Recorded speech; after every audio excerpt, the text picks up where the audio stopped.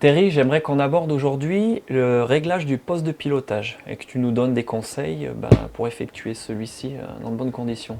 Alors, le poste de pilotage, il y a différents réglages à avoir.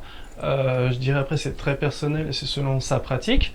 On a tout d'abord la hauteur euh, de la colonne de direction, enfin de la potence par rapport à la colonne de direction avec des entretoises qu'on peut retrouver assez fines en 0,5 ou alors d'un centimètre. Toi, par exemple, tu en as deux d'un centimètre si tu es sous la potence.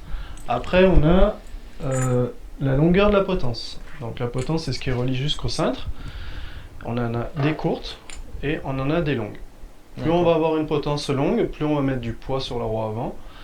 Et ça, c'est beaucoup plus pour une pratique cross-country. D'accord, donc la longueur se définit par rapport à la pratique, cross-country, enduro, all mountain, mais également par rapport à la morphologie Exactement. Et la géométrie du cadre. et la géométrie du vélo.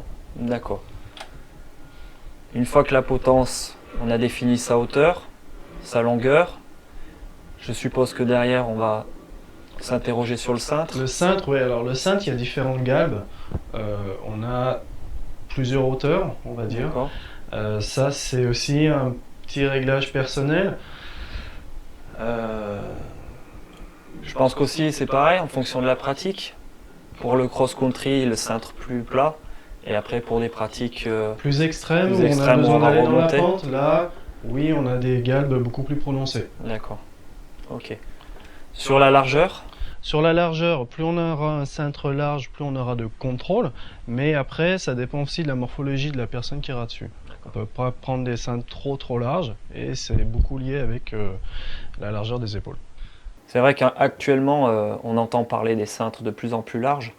Et les pratiquants se tournent vers des cintres avec des largeurs qui font souvent 700 à 720 mm.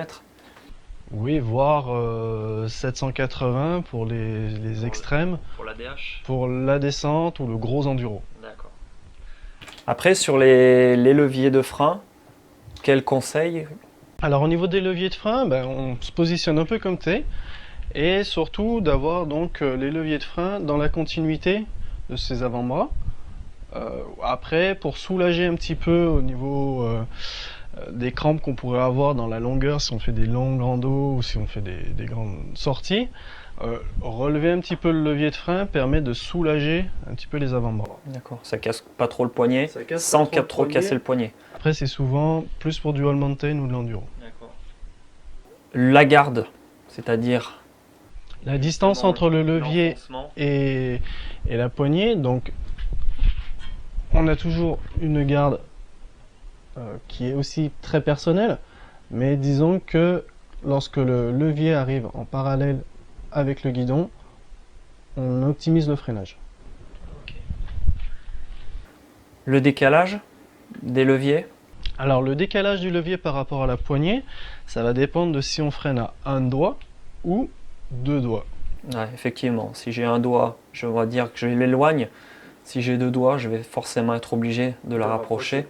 Sachant qu'on va dire que l'idéal, c'est quand même un doigt pour garder un peu plus la main fermée sur le cintre. Tout à fait. Après, c'est vraiment, encore une fois, quelque chose de très personnel.